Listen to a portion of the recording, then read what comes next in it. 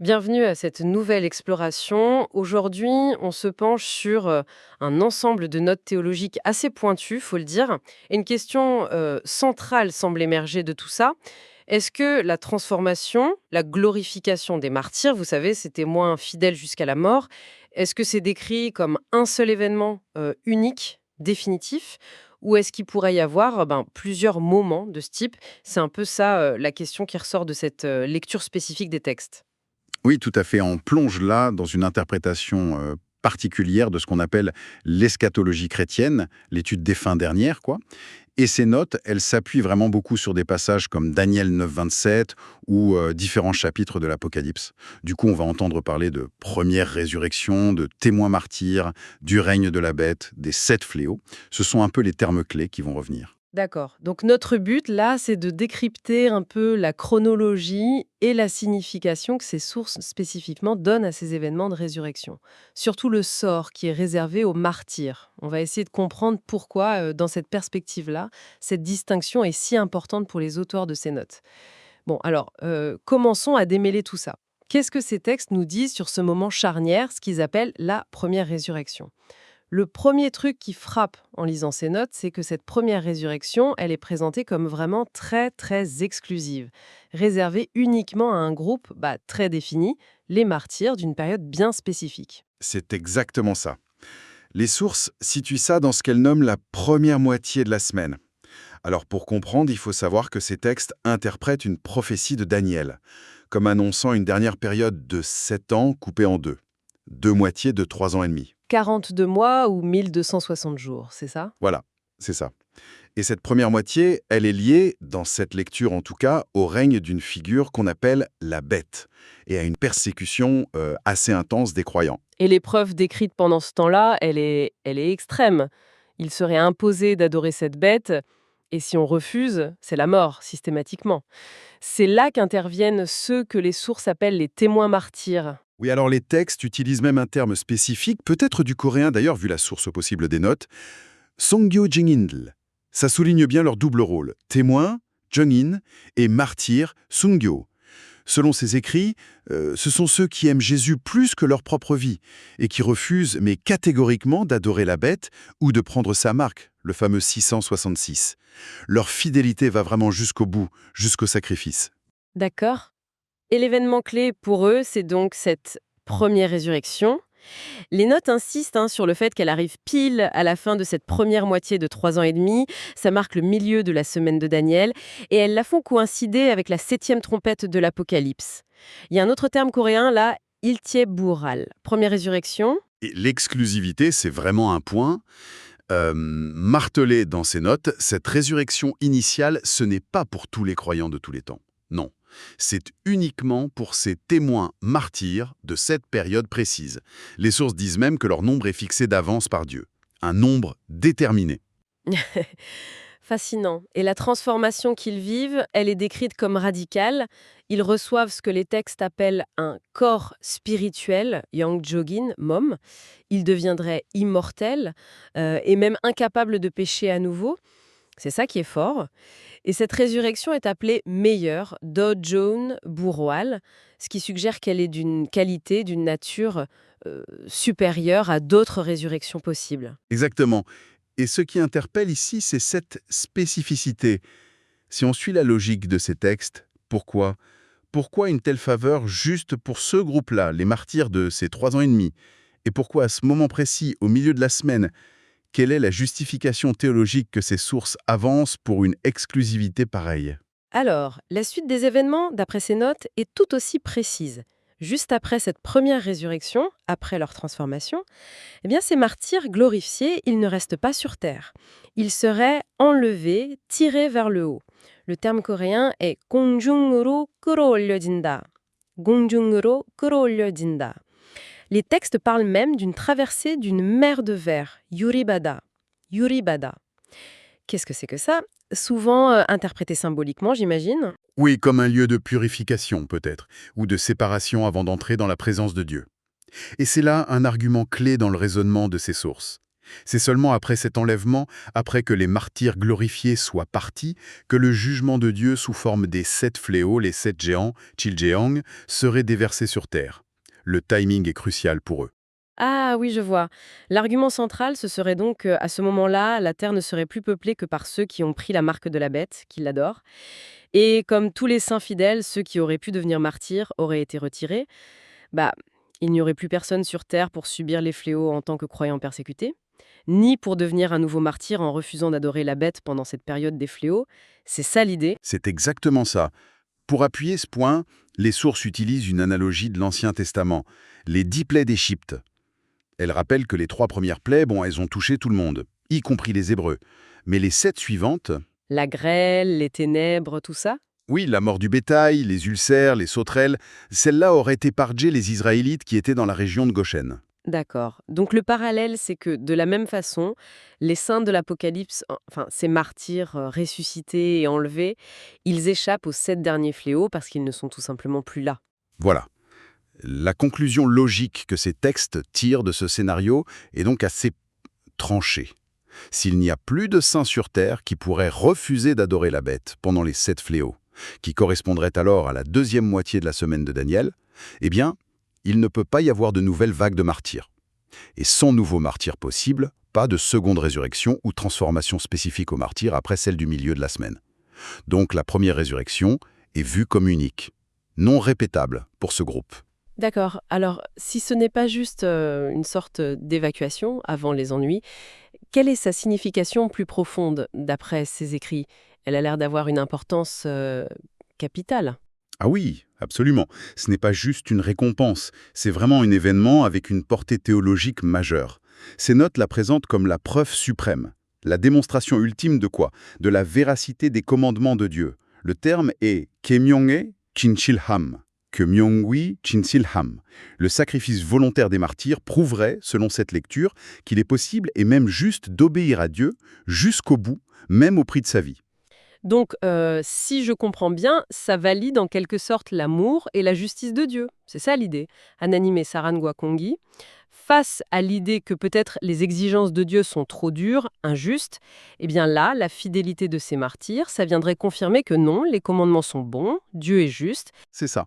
Et même plus, cet événement marquerait ce que les sources appellent l'achèvement du libre arbitre des créatures. Pijo Muldre Jayuiji Wansong.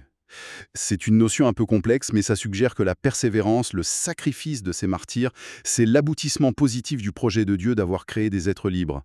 Leur obéissance volontaire jusqu'à la mort, ce serait la validation ultime de ce projet. Et une fois que cette vérité des commandements est prouvée, que ce libre arbitre est achevé par cet acte ultime, alors les commandements deviennent la base légitime, incontestable pour juger ceux qui ont désobéi. C'est pourquoi que, dans cette logique, la première résurrection déclenche juste après le jugement divin, les 7 fléaux, et ça lance ce qui est appelé le grand jour de l'expiation, d'Esoctoué. Exactement. C'est toute cette portée théologique, accomplissement du plan divin, validation de la loi, achèvement du libre arbitre et le lien avec ce nombre fixe de participants, qui rendrait cet événement intrinsèquement unique et indivisible, selon l'argumentation de ces textes. Il ne pourrait pas y avoir une deuxième vague de martyrs avec la même fonction théologique, quoi. D'accord, je vois. C'est une construction théologique très très spécifique. Mais alors, après l'enlèvement des martyrs, après les fléaux sur terre, qu'est-ce qui se passe? Les sources parlent d'un royaume de 1000 ans, le Million Angouk. C'est quoi? Comment il est décrit? Sur une terre qui aurait été restaurée, les martyrs, ceux qui ont été ressuscités et glorifiés, y régneraient. Ils seraient rois et prêtres, Wangatun Jesajangdel, aux côtés de Christ. Les textes suggèrent qu'ils pourraient régner depuis un lieu céleste, peut-être, comme la Nouvelle Jérusalem. La Yerusalem Song. Oui, voilà, tout en ayant autorité sur la terre. Mais là, les notes soulèvent elles-mêmes une question. Ce royaume, il ne serait pas vide, ni peuplé juste par ces rois prêtres glorifiés. Il y aurait aussi des peuples, des becs-sondels. Mais qui sont-ils? D'où ils viennent si tous les saints fidèles de la période d'avant ont été enlevés? Ben oui, c'est un point qui est débattu dans les sources elles-mêmes. Une première hypothèse qu'elles envisagent, ce serait qu'il s'agisse de croyants qui auraient survécu à la deuxième moitié de la semaine, la période des fléaux. La Hubanile, Huban Ilere, mais cette hypothèse est écartée par les textes, ils maintiennent vraiment que seuls les adorateurs de la bête sont restés sur Terre pendant cette période. Ok, donc ça, c'est non. Alors, quelle est l'autre hypothèse, celle qu'ils préfèrent? L'hypothèse que les sources semblent privilégier, c'est que ces peuples seraient des individus ressuscités spécifiquement pour cette période. Dans quel but? Pour que leur foi soit mise à l'épreuve. Le texte dit 믿음의 검증을 받기 위해 부활한 자들. 믿음의 검증을 받기 위해 부활한 자들. ceux qui sont ressuscités pour recevoir la vérification de la foi. Les textes spéculent même qu'ils pourraient venir du lieu qu'on appelle paradis, Nagon, compris ici comme le séjour des âmes des justes, morts avant les événements finaux. Ah, d'accord. Et quelle serait la nature de ces personnes ressuscitées? La même que les martyrs glorifiés. Non, justement. Et c'est une distinction clé sur laquelle insistent ces notes. Ces peuples auraient des corps qualifiés de psychiques ou animiques. Le terme est Honjokin Mom. Il faut comprendre par là des corps qui, bien que ressuscités, ne seraient pas encore immortels ou incorruptibles comme les corps spirituels des martyrs. D'accord. Donc ça veut dire quoi, concrètement? Ça impliquerait, d'après les textes, qu'ils pourraient encore, par exemple, avoir des enfants, qu'ils seraient encore capables de pécher et qu'ils pourraient même mourir à nouveau.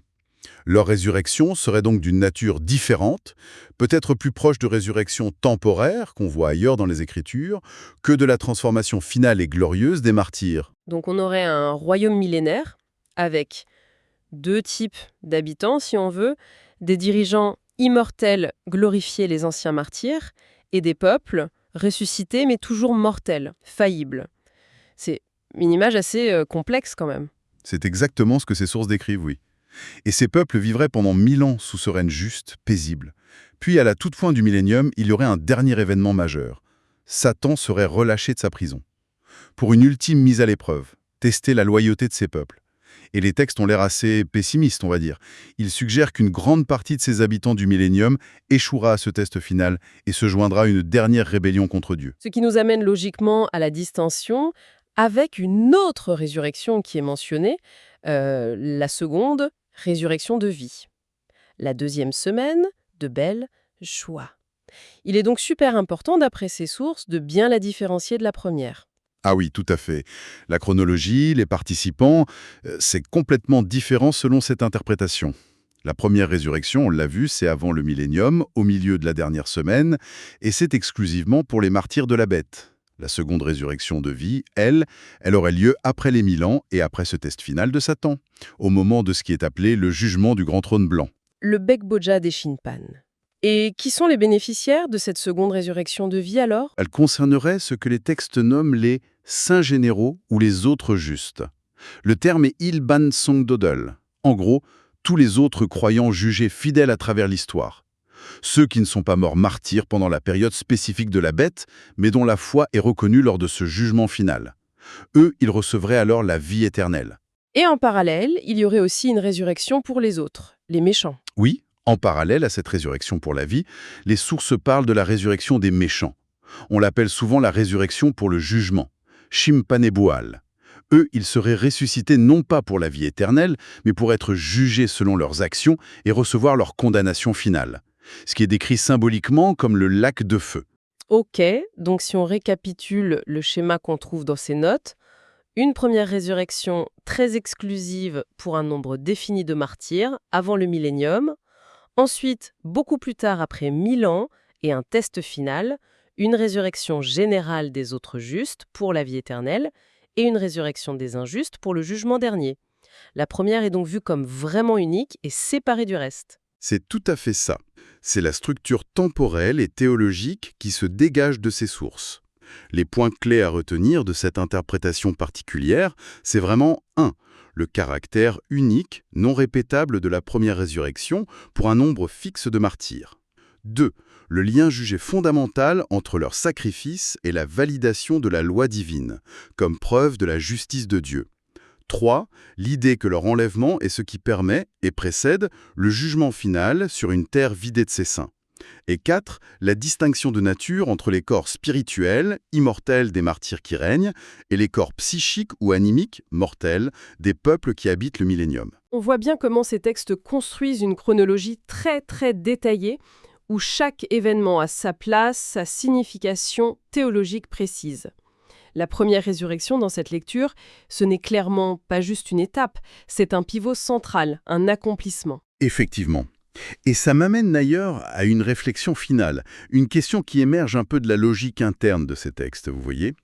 Si, comme ces sources l'affirment avec tant de force, la première résurrection des martyrs prouve définitivement la justice divine, valide les commandements et marque l'achèvement du libre arbitre des créatures, alors quelle est la nécessité théologique dans ce même système de pensée de soumettre ensuite les peuples du millénium qui sont ressuscités dans des corps encore capables de pécher à ce test final massif par Satan ?